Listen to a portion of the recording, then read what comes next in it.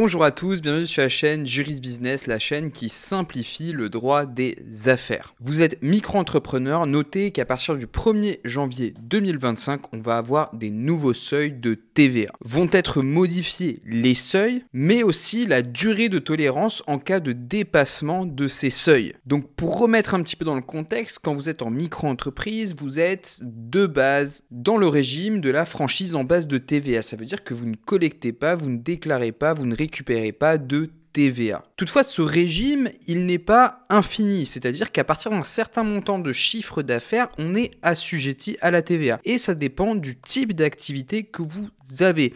Et la problématique en 2025, à partir du 1er janvier, c'est que ces seuils ont bougé. Donc, on a les seuils classiques et les seuils majorés pour l'année en cours.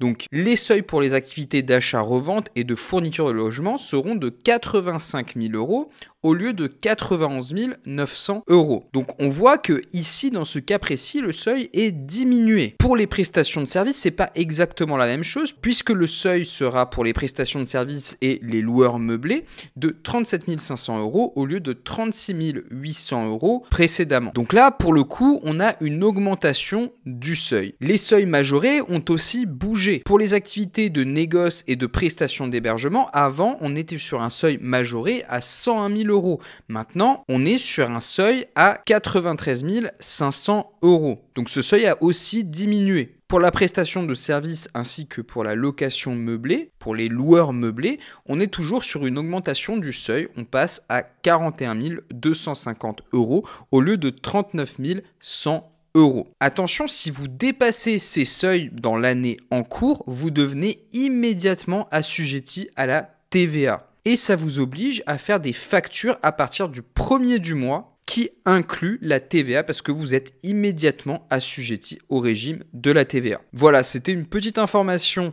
qui est quand même plutôt importante, notamment si vous êtes autour des seuils de TVA. Parce que ces seuils vont changer. Et en l'occurrence, si vous êtes dans la diminution des seuils dans le cadre des activités dans lesquelles les seuils ont été diminués, ça pourrait vous impacter et vous obliger à venir récolter et déclarer de la TVA. Si vous êtes plutôt dans la prestation de service, vous aurez la surprise de voir que les seuils vous sont plus avantageux. Voilà, c'est tout pour cette vidéo. Je vous retrouve sur les vidéos qui s'affichent à l'écran. Ciao, ciao.